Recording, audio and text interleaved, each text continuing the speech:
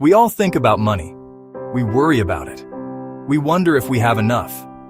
Will there be enough for tomorrow? Enough for our families? Enough for our dreams? In our modern world, these questions can feel very heavy. The cost of living seems to always go up. Our paychecks sometimes feel like they just disappear. Many people feel lost, like they are walking in the dark without a map to guide them. They work hard day after day, but financial peace seems to always be just out of reach. It's a struggle that connects so many of us, a quiet worry that we carry in our hearts. Imagine if you had found a map 40 years ago, a guide filled with ancient wisdom that has stood the test of time for thousands of years. This wisdom comes from a surprising place for many, the Bible. It is not a book about getting rich quick. It is a book filled with timeless secrets about how to live a good life. And a part of that good life is having peace with your finances. These principles are like seeds. If you had planted these seeds 4 decades ago, they would have grown into a strong, mighty tree by now. The Bible teaches us a very simple but profound truth. Honest work is a good thing. It is a gift. In the book of Proverbs it says, "All hard work brings a profit, but mere talk leads only to poverty."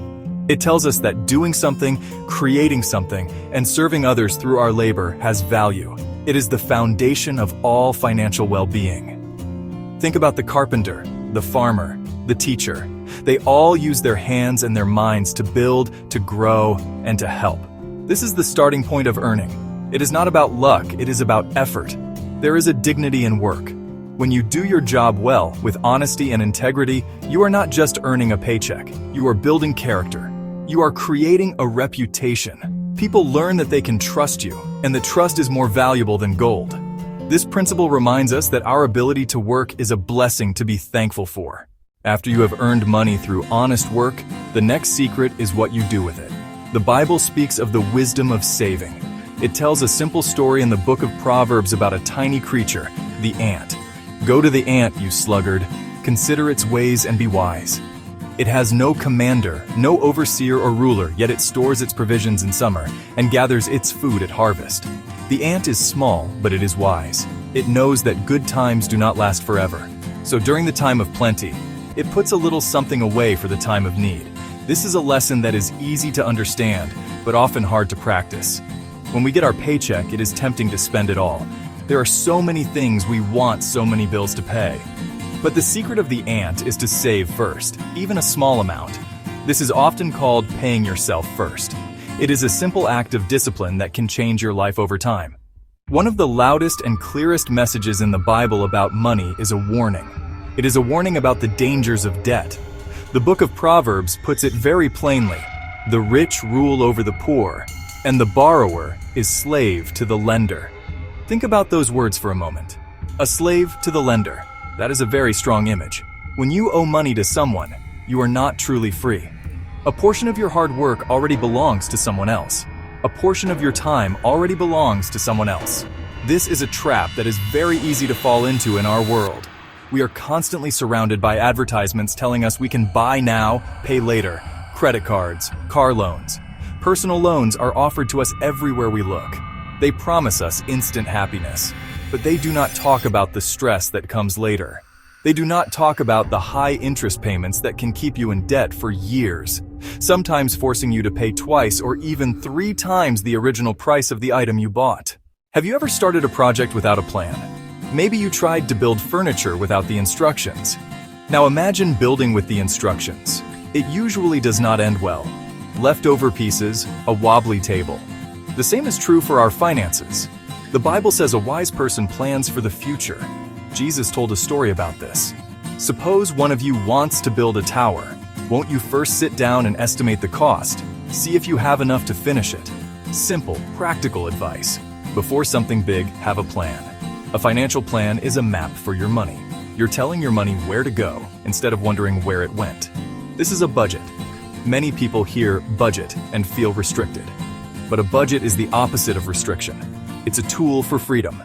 It gives you permission to spend. Saving money is wise. It protects you from emergencies. It prepares you for the future. But there is another secret that goes one step further. It is the secret of making your money work for you.